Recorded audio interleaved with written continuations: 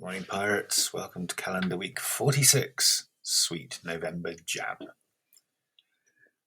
I often start to write these newsletters by reading the one from last week to see what wild claims I might have made for the workload for this week. Mostly because it's 6 a.m. and I have no idea what I did last week. I know I did a lot because my left shoulder is a bit frozen, but we have tea and toast and homemade jam, so we're all good on that front. I did make jam this week.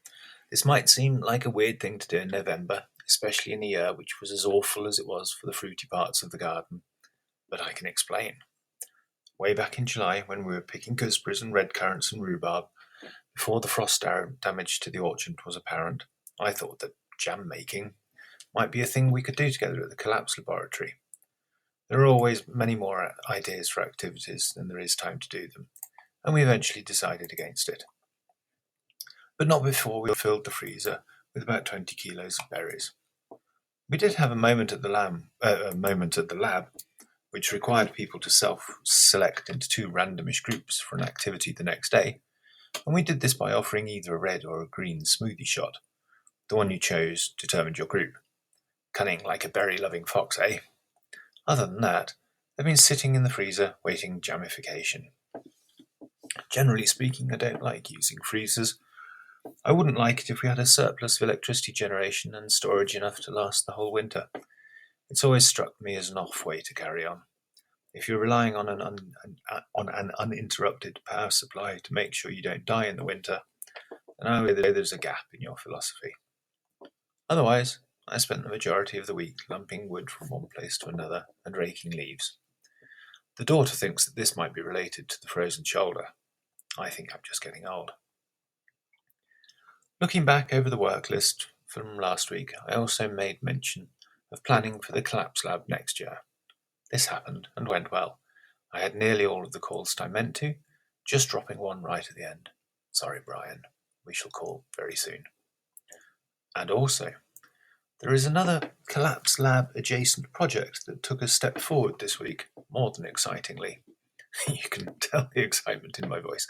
And I might need some help with it. I'm going to need a remote work person who would like to donate maybe 2 hours a week to the barracks. I don't want to say exactly what it is because of jinxing and all that. But if there is anyone out there who would like to help with a really exciting, open brackets, potential, close brackets, project spanning time and space, then get in touch. It would be helpful if you have some experience coordinating tech and live performance. If you've spent time as a DJ, if you've run a desk in a theatre or a recording studio, or if you have any experience in radio, that sort of thing, then absolutely you're the sort of person that we need. Or, if those things sound like something you want to get into, and you have ideas and are committed to doing something in the sphere of deep adaptation or collapse philosophy, then it's definitely for you. And so, to next week. I rather like the idea of documenting the last 6 years of the barracks through the visual medium of tree photos. I've planted over 1,000 of the things since I've been here, and they all have stories, some have memories, a few have meaning. I think that it would be nice. Sadly, I'm not a great photographer, and tragically my camera is shite, but we might give it a go. I did clean out the wood store as much as I wanted, and got within a hair's whisker of making shelves for the tools. So, progress towards roundwood timber frame fabrication. Onwards with the same. More calls and discussions and planning. I think we're going to design a poster to try and advertise this newsletter, get the word out. Like I said, the best way to get paid subscribers here is to get free ones, so I'm all about adding free subs and letting them make their mind up after that. If you have access to a printer and an idea where you could put a poster in view of people who might be interested, let me know.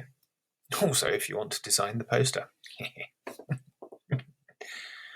Finally, a word from reality.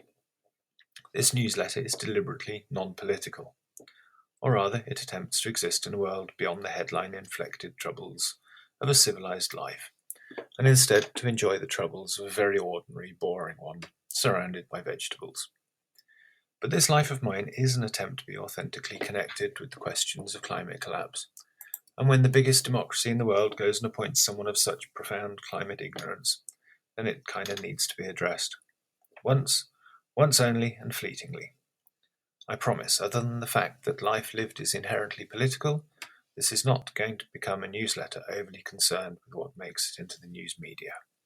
And so, at the Collapse Laboratory this year, the participants genuinely and without leading or direction from me, after a week of pretty intensive immersion into the subject of collapse, came to one primary conclusion amongst many other insights, and that is that it might actually be better for humanity if collapse happens suddenly as opposed to attritionally.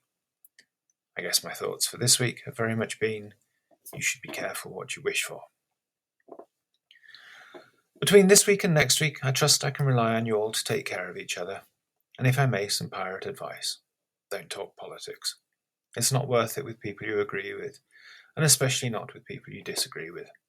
Hug it out, folks. Life is lovely. As ever, your loving Pirate Ben. XO. XO.